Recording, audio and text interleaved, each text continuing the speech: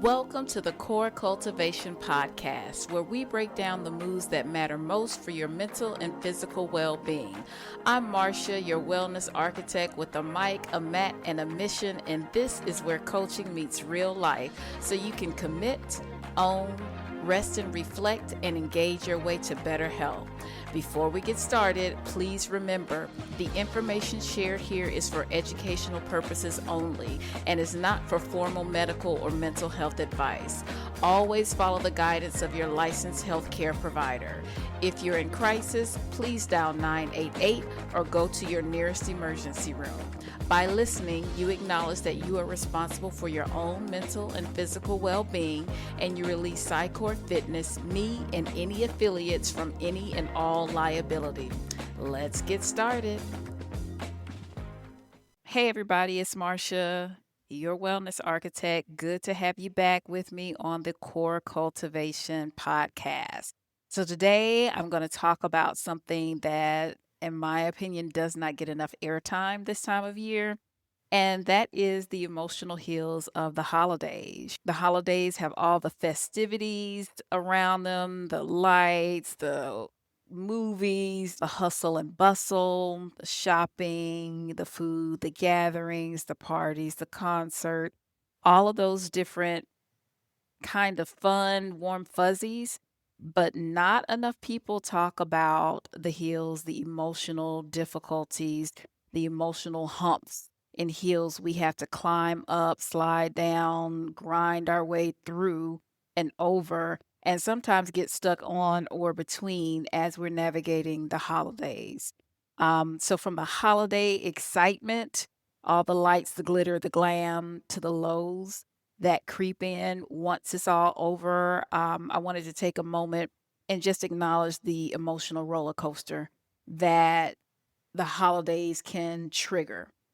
And that can be many different types of emotional heals. And we're going to take a look at and unpack some of those heals and what they look like. And also how you can move through them, maybe with a bit more awareness, a bit more compassion and balance. So let's start with probably the more unfortunately relatable but less talked about heal, grief. It's the hardest, it's the most difficult. The holidays can stir up some really deep emotions. Again, it's a time where we connect with family, but how do you navigate that when the family and your loved ones are no longer here? And that empty seat is not just an empty seat, it reminds you of who's missing. And the traditions that you start engaging in are missing pieces and missing components because of what's no longer there.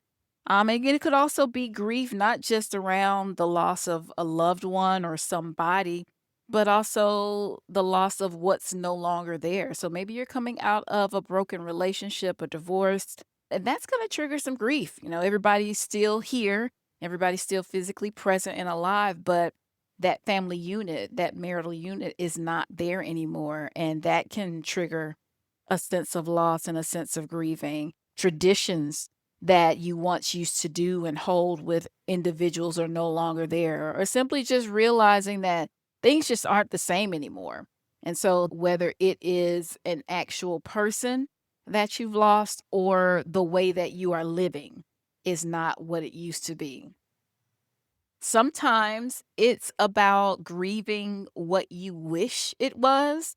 Not sure if that makes sense, but when you're going through a grief experience, you're grieving all of the memories and the past that you have with that person or that situation.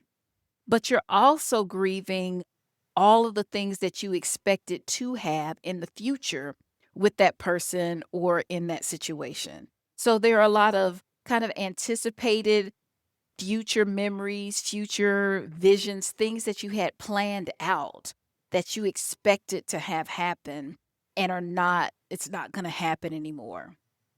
That's a loss. So, again, going back to the example of a broken relationship or family or divorce, yeah, I still get to see my loved ones, but we're not that family unit anymore. And we're just not going to have that picture perfect family that I envisioned and that connection and joy that I thought we would have. Grief is heavy. It is difficult, and it is also something that a lot of people are not comfortable talking about, which is why we don't hear about it during the holidays. If you're navigating a grief experience, some people may not know how to show up for you because it's just a awkward and difficult and emotionally heavy space that not everybody's comfortable delving into. But if you're grieving, it doesn't mean that something's wrong with you. And if you're not trying to get super engaged in all the holiday to-dos and traditions, it doesn't mean that you're not in the spirit. It means you're grieving. It means you've loved something or someone, you've lost that something or someone, and you're human. So give yourself permission to grieve. Give yourself permission to not be okay. Give yourself permission to need to take and hold and honor space for the difficult feelings that you have around that loss. Another emotional hill you might consider is the seasonal one, the one that just literally comes with the change of season and the change of time. So when we change our time, fall back an hour, and there is less sunlight, whether we change that hour back or not, that has an impact on our body, on our circadian rhythm. And when the days get shorter and the sunlight gets scarce, your body and your brain feel it. Whether you mentally acknowledge it or not, your body is responding to it. So you're likely to notice lower energy. You might find that you're getting fatigued or tired more quickly. You might have a hard time just getting going and getting that jump start. Because your energy might be down, you might find yourself a little bit more moody, a bit more irritable. All of these things are normal responses, maybe not convenient or fun or easy, but in a way, normal responses to the seasons changing, lowered exposure to sunlight, and also the temperature change. Many people enjoy movement and engaging in outdoor activities. And when things get cold, it's not necessarily conducive to everybody. Not every physical body enjoys being outdoors in cold temps. And so if you find that you're not moving as much because the temperature has kind of drawn you in, along with some of these other symptoms, it's not laziness. Nothing is wrong with you. It's seasonal affective symptoms doing what they do. And less light means lower serotonin in the body, which means that your sleep cycles are likely thrown off a bit and disrupted. It's like your calendar and your to-do list has all these things that need to be done, want to be done, but your body is like, yeah, nah, that's not happening. It's time to go to bed. Like it's 3 o'clock in the afternoon and I could go to bed right now. It's perfectly fine. So some things that you can do to help address it: get outside, get into the sunlight, get that vitamin D exposure directly from that sunlight if you can. Not only are you going to get that exposure and that vitamin D, it's also going to help put your body back on a natural circadian rhythm with the sunlight and the darkness. So that will help you. Also, moving, always movement is going to be helpful.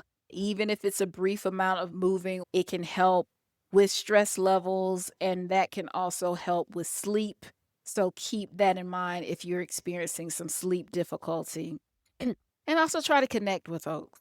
With the change in temps, change in season, sometimes it causes us to want to hibernate. Leave me alone. I need to go into my cave and I'll see you in the spring. I get it, but sometimes the best medicine is connecting with other people. So consider getting those connections and getting that social connection time in along with that light and that movement. So we've talked about the grief heal and the difficulty and the huge weight and challenge that is. We've talked about the seasonal heal and changing of seasons and the emotional change that that can bring about.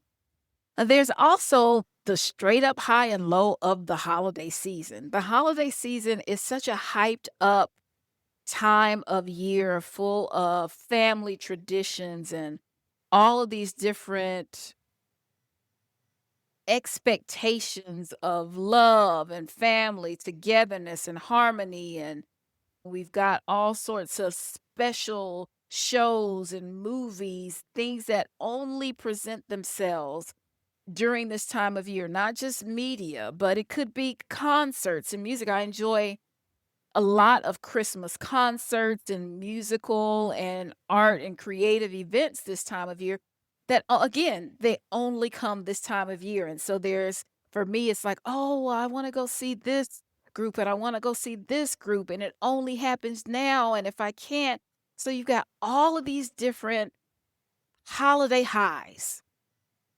all the different expectations, all the different things that can occur, which are beautiful, they're fun, but it can also come with a crash when it's all over. Beautifully intense. The music, the lights, the gatherings, the nostalgia. You're overstimulated.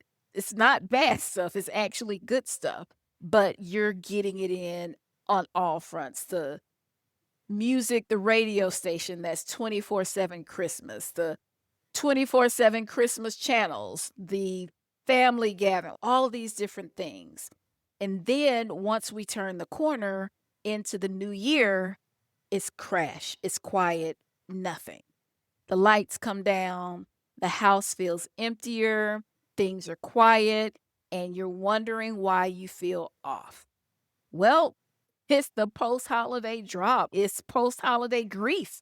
Your emotions or energy are having to reset and recalibrate for air quotes normal living.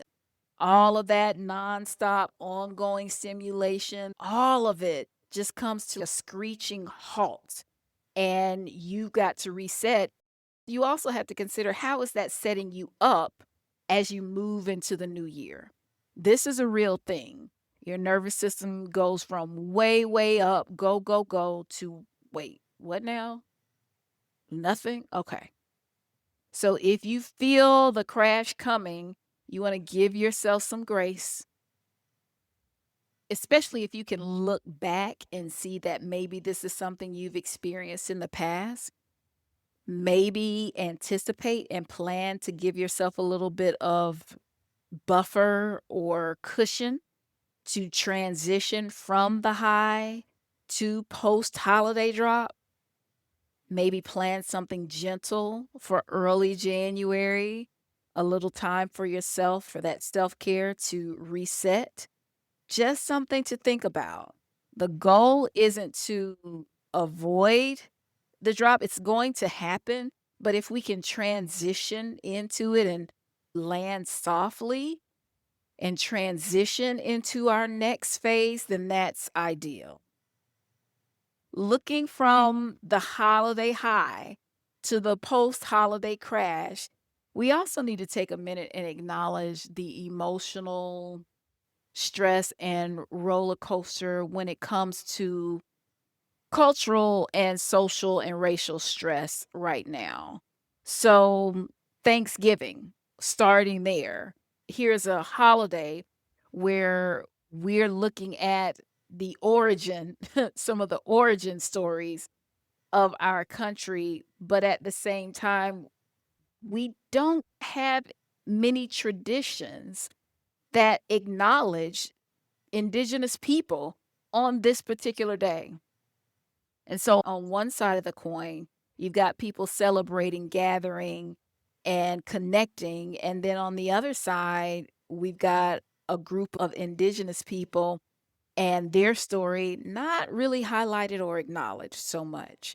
And so that can bring up pain and emotional stress for those individuals. And given our current climate, it can bring up stress and tension for other groups as you consider the various changes with DEI initiatives being rolled back and a lot of people, a lot of groups of different people feeling unseen or silenced. This season can feel a bit heavier than maybe it did in the past. And just want to take a minute and acknowledge that this holiday, Thanksgiving holiday, is complicated. There are a lot of feelings and emotions and experiences that are all twisted up in this time and the season and in this day. And so just taking the time to acknowledge that and highlight the exclusion, the injustice and exhaustion that people of color and indigenous folks might experience from ongoing code switching and all of that, it's possible, and it could very much be there and could be draining some of what you might be experiencing, adding to that push and grind that you're trying to make over this particular emotional hill. If that's you, just keep this in mind. You can hold space for both. You can acknowledge the good with the bad. You can acknowledge the truth with the joy. You can celebrate your culture, your people, and your peace, even if you feel like others don't necessarily reflect it back the same to you, but just acknowledging your space, your identity, your culture. It's okay to find meaning and your own unique meaning in this particular season. Then there's the hill we all trip over, and that's comparison. And what I mean by comparison, I mean social comparison. And with social media, we all get it all the time if you're on social media. You're scrolling and you see somebody, as they say, living their best life with the perfect pictures, the happy photos, the family photos. They're doing everything. Life is perfect, exotic getaways, luxury gifts, all this great stuff. And then you look up from your device and look around your space and you're like, yeah, that doesn't look anything like my world. And you start to feel like your blessings are maybe just a little bit small and not so great in comparison.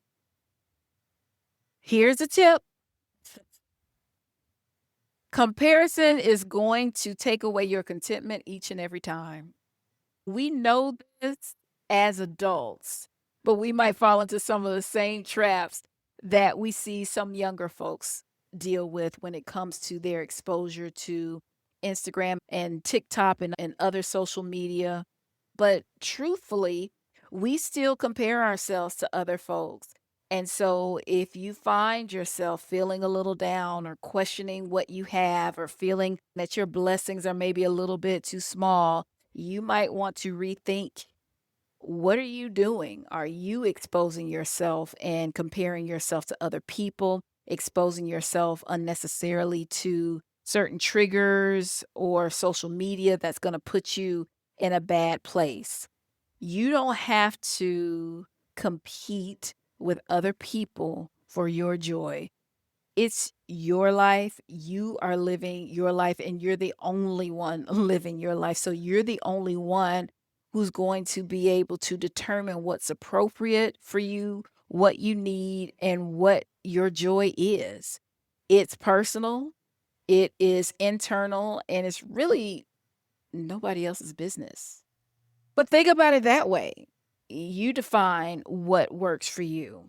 Gratitude is one way that you can go about acknowledging what's already working, acknowledging all that you do have. And it might be a tool that you want to practice when you find yourself walking up or treading up and around one of those social comparison hills, leaving you feeling less than and questioning your abilities or whatnot. Instead of asking, what don't you have? Practice that gratitude. Draw that line, acknowledge that you're the one who determines what's appropriate, and determine what's already serving me well, what's already working for me right now. Then we also want to look at a couple of other ones. These can be kind of sneaky. So, one is expectation, the hill of expectation. So, this is less about the social comparison and comparing yourself to other people and expecting that I should be able to have some of the same things that other people have. This is more about your internal expectations around whatever it is that you're dealing with. Whatever it is that you thought it was going to go a certain way, you had an expectation, and it just did not turn out that way, from a relationship to a work situation or whatever. Then there's the energy heal. That's just exhaustion from doing too much too soon for too many people.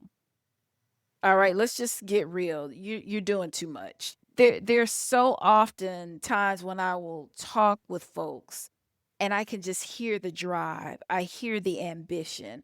I hear the work, and it's great. And I'm just kind of wondering, how long is it going to be before they burn out?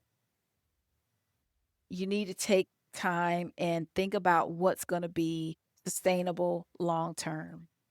Perfection is costly. It's a lot.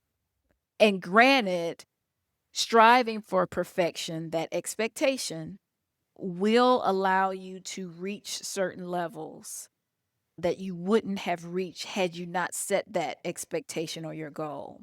But you have to try and find a way to balance that, because the work towards perfection, the energy that's required for perfection, is expensive. It takes a toll emotionally and physically. Take some time for yourself.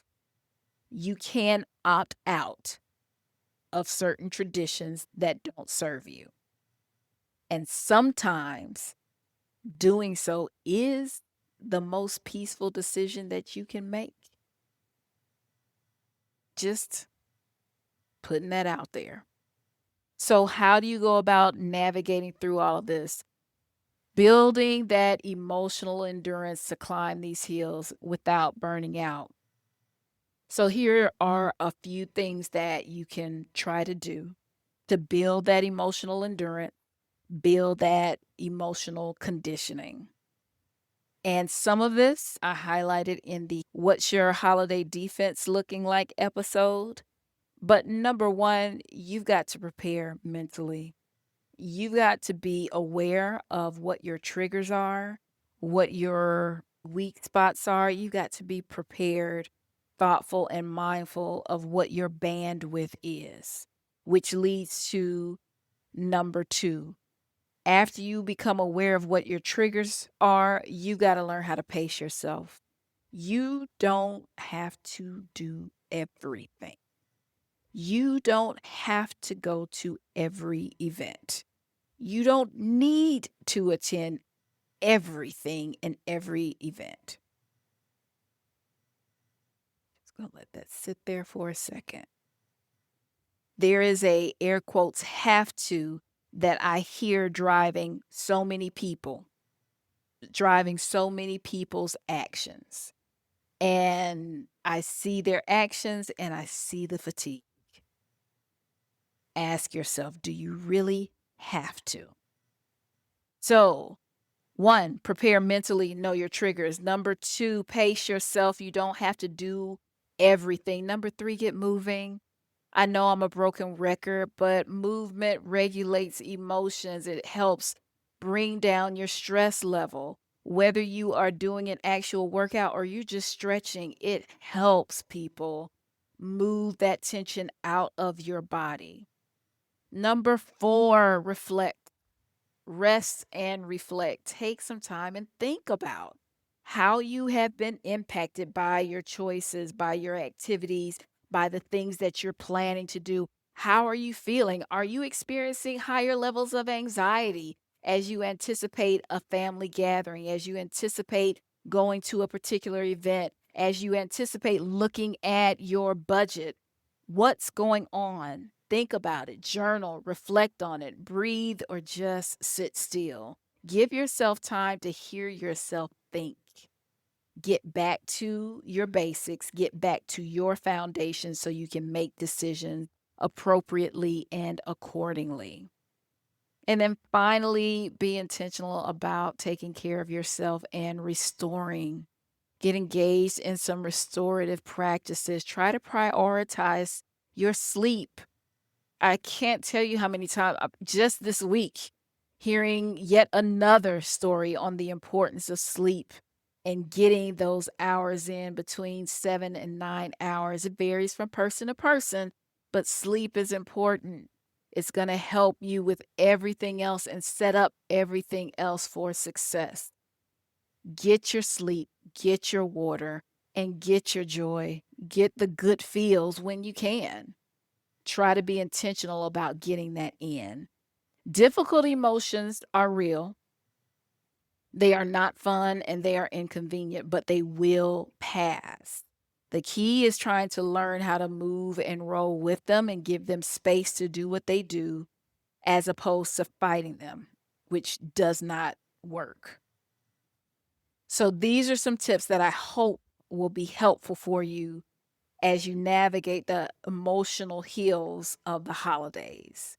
As for me and my core work, what am I doing? Well, in addition to a couple of things that I mentioned in the previous holiday defense episode, one, chasing calm and looking for good social connection.